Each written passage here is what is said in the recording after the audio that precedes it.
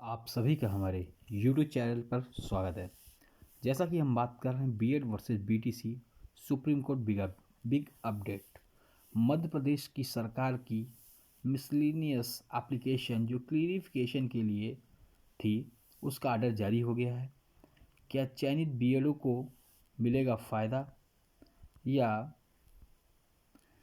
फिर पश्चिम बंगाल की क्लियरिफिकेशन का क्या हुआ, या इन तीन चीज़ों के कारण फैसला लागू हो सकता है 2018 से। क्योंकि आप जानते हैं 11 अगस्त 2023 को देवेश शर्मा बनाम यूनियन ऑफ इंडिया का जो फैसला आया था जिसमें बीएड को प्राथमिक से बाहर कर दिया गया था। उसके बाद जो चयनित थे 2018 के गजट एनसीटी के गजट पत्र से जो नौकरी हासिल किए हुए थे, अब उन पर भी जो तलवार लटकती हुई दिखाई पड़ रही है। चाहे आप देख लें बिहार का हाई कोर्ट का फैसला या फिर उत्तराखंड का हो, लेकिन अब मध्य प्रदेश में कुछ अलग ही दिखने को मिल रहा है। क्योंकि मध्य प्रदेश हाई कोर्ट में ये सुनवाई चल रही थी, उसके बाद डायरेक्ट सुप्रीम कोर्ट में मामला कैसे पहुंचा। मध्य प्रदेश सरकार जो नौकरी पा चुके हैं बीएड चयनित अभ्यर्थी, उनको बचाने के लिए सुप्रीम कोर्ट में मिसलेनियस एप्लीकेशन लगाई थी, एमए लगाई थी, जिस पर आज सुनवाई हुई। सुनवाई होने का जो आर्डर है वो जारी कर दिया गया है। तमाम चीज़ों पर हम बात करेंगे आपसे, किन किन चीज़ों से ये फैसला 2018 से लागू हो सकता है, किन किन चीज़ों से बीएड वालों को लाभ मिल सकता है, बीटीसी वालों को लाभ मिल सकता है।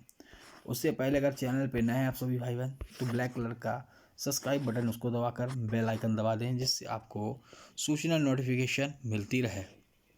आशा अपने चैनल को लाइक सब्सक्राइब शेयर कर दी।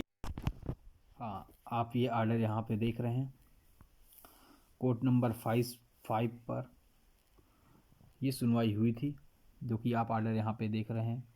मिसलेनियस एप्लीकेशन डायरी नंबर 49/800/2023, ठीक है। अरेजिंग आउट ऑफ, ठीक है, employ final judgment of order dated 22/9/2023 आज का है, जो कि 3676/9/2023 pass by the Supreme Court of India. तो ये जो ऑर्डर जारी हुआ है, जो कि देवेश शर्मा वर्सेस जो इसके पिटिशनर है और versus union of India others, ठीक है। ये 11 अगस्त 2023 फैसले के का फैसला जो आया था वो कब से लागू किया जाए क्लियरिफिकेशन के लिए, ये एमए मध्य प्रदेश सरकार और पश्चिम बंगाल की तरफ से जो विद्यार्थी उनकी तरफ से लगाई गई थी। चूँकि इसकी हीयरिंग मैटर की आज कोर्ट नंबर 5 पर हुई थी, जिस पर सॉलिसिटर जनरल जो कि मध्य प्रदेश सरकार की तरफ से थे तुषार मेहता जी। उसके अलावा अगर आप देखेंगे तमाम काफ़ी वकीलों का पायलन था इसमें। और यहाँ पर आप देखेंगे इधर से मीनाक्षी अरोड़ा मैम थी बीटीसी की तरफ से, मनदीप काला, ठीक है। तमाम पायलन यहाँ पे भी थे, ठीक है। चूँकि मिसलेनियस एप्लीकेशन जो डायरी नंबर 49/800/2023 जो कि पश्चिम बंगाल की तरफ से थी, और उस एप्लीकेशन में क्या हुआ तो देखिए, वो दो मिसलेनियस एप्लीकेशन जो थी पश्चिम बंगाल की तरफ से, उसको विड्रॉ कर लिया गया। तो विड्रॉ के साथ उस एप्लीकेशन को हॉनरेबल जस्टिस ने डिसमिस कर दिया गया। फिर उसके बाद आती मिसलेनियस एप्लीकेशन एमए, जो मध्य प्रदेश सरकार जो कोर्ट गई, लेकिन ये विड्रॉ नहीं हुई ना डिसमिस हुई, क्योंकि इसमें मध्य प्रदेश सरकार गई थी। यहाँ सरकार की तरफ से सॉलिसिटर जनरल तुषार सर थे, ठीक है। चूँकि इस वजह से वहाँ पे, क्योंकि काफ़ी बड़े पद पर ओहदे पर हैं, काफ़ी बड़े पद पे हैं, तो सरकार जजेस वगैरह भी उनको सुनते हैं। और उसके बाद देखें तो ये जो एमए थी मध्य प्रदेश सरकार की तरफ से, तो ये ऑर्डर आप देख सकते हैं, application register S I A number 23-53/2024 in MA miscellaneous application 4303 of 2024 has been filed by the state of Madhya Pradesh seeking certain clarification in the relation to judgment of this court delivered by this court by bench comprising one of the Anirudh Bose and Honorable Justice Mr. Sudhanshu Dhulia। तो यहाँ पे बात कही जा रही है, जो honourable justice हैं अनिरुद्ध बोस सर की आज बेंच पे लगी हुई थी, उनके साथ एक और जस्टिस थे, ठीक है।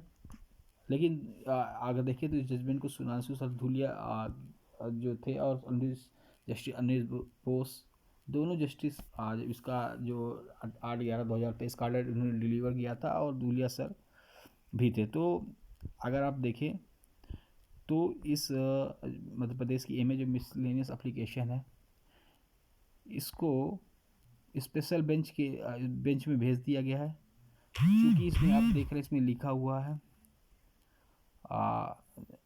ये जो जज कि 18 से लागू हो या ये जो चीज़ हो, इससे पहले भी आपने देखा कि special chief justice of India ने स्पेशल बेंच गठित की थी अनिरुद्ध बोस का जो केस था, उसमें वाले मामले में भी सुधांशु धूलिया सर और जस्टिस अनिरुद्ध बोस सर ने किया था और वो भी डिसमिस हुई थी। और इसमें इसको भी स्पेशल बेंच, क्योंकि जिनका ऑर्डर होता है और वही जस्टिस इसको कायदे से इसको बता सकते हैं। तो अब ये जस्टिस अनिरुद्ध बोस और जस्टिस सुधांशु धूलिया सर नहीं थे, इसलिए सुधांशु धूलिया सर और जस्टिस अनिरुद्ध बोस की बेंच पर ये मंडे या ट्यूसडे को ये लिस्टेड हो जाएगी मेरे ख्याल से। और अब वही इसका क्लियरिफिकेशन करेंगे, ठीक है। तो बस ये क्या स्पेशल बेंच वो जो बेंच है, अब ये जो बेंच में सुनवाई होगी तो जो सेम मैटर था 11 अगस्त, तो सेम जो जजिस के द्वारा था, तो आप देखेंगे कि अब ये आज जो ऑर्डर जारी हुआ है ये यही हुआ है कि अब ये जो केस है जस्टिस सुधांशु धूलिया सर और जस्टिस अनिरुद्ध बोस दोनों जजिस अब इसका की बेंच पे भी ये मामला सुना जाएगा और 1-2 दिन में ये लिस्टेड हो जाएगा। और आप देखें पश्चिम बंगाल की जो क्लियरिफिकेशन थी वो विड्रॉ के साथ डिसमिस कर दी गई है। तो चूँकि अगला पॉइंट था कि इस पर कौन से 3 कारण बीएड अभ्यर्थियों पर भारी हो सकते हैं, क्योंकि आपने देखा कि इससे पहले 11 अगस्त को भी क्लियरिफिकेशन लगी थी जिसमें जस्टिस अनिरुद्ध बोस और सुधांशु धूलिया सर थे, ठीक है, और वो भी विड्रॉन डिसमिस कर दी गई थी। और उस पे भी जो सिलेक्टेड बीएड ऐसा कुछ मैटर था, लेकिन जिसमें धूलिया सर का अगर आप देखेंगे लाइव वीडियो जब सुनवाई चल रही थी, जस्टिस धूलिया सर ने उन्होंने कहा था, आपने देखा होगा कि वो बार बार इंडिकेट कर रहे थे कि ये बच्चों के मौलिक अधिकार का है मामला है, बच्चों को एक जो शिक्षा मिलनी चाहिए उससे रिलेटेड है कि उनको गुणवत्तापूर्ण शिक्षा मिलनी चाहिए। चूँकि ये आर्टिकल जो इसमें अगर आप देखें तो बीएड अभ्यर्थियों के लिए एक तो सबसे पहला एक है ब्रिज कोर्स उनका हुआ नहीं है, ठीक है, इसको ब्रिज कोर्स को आप दूसरे में रख सकते हैं। सबसे पहला अगर आप देखेंगे तो आर्टिकल 21A, ये जो 21A ये है शिक्षा का मौलिक अधिकार, ठीक है, अंतर्गत आता है। और इस पर धूलिया सर एकदम अड़े हुए थे, आप देख सकते हैं, क्योंकि बच्चों की क्वालिटी एजुकेशन से रिलेटेड मामला है, ठीक है। आप वहाँ वीडियो भी सुन सकते हैं, अगर हो सकेगा तो मैं आपको लगा भी दूंगा वीडियो, तो वहाँ भी आप देख सकते हैं, ठीक है।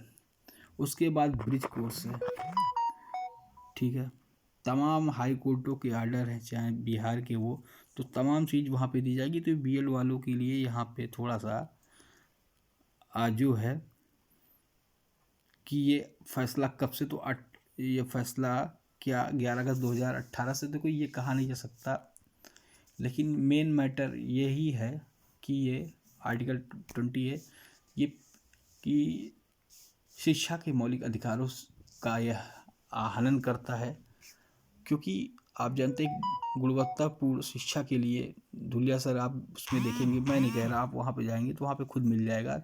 यही 3-4 कारण हैं जो बीएड के लिए नुकसानदायक साबित हो सकते हैं। चाहे आप इसी को देखकर आप उत्तराखंड के हाई कोर्ट के आर्डर दे सकते हैं, या फिर आप बिहार में जो हुए आर्डर, जो हाई कोर्ट का था बीएड बाहर हुआ था चयनित बीएड, उसमें देख सकते हैं। फिलहाल जो भी मामला है, चाहे बिहार के उत्तराखंड के हों, अगर यहाँ पे कुछ चेंज होता है तो सभी राज्यों पर प्रभाव पड़ेगा। लेकिन अब क्या होता है, जजेस क्या सुनते हैं, क्या वो, जैसा आप देखा कि आर्टिकल 20 मौलिक अधिकारों से जुड़े हुए या बच्चों के अधिकारों से जुड़े हुए, उस पर जजेस अगर उसका ख्याल रखे और उसका हनन रखे, अगर वो चीज़ देखते हैं, तो ये 2018 से लागू होगा।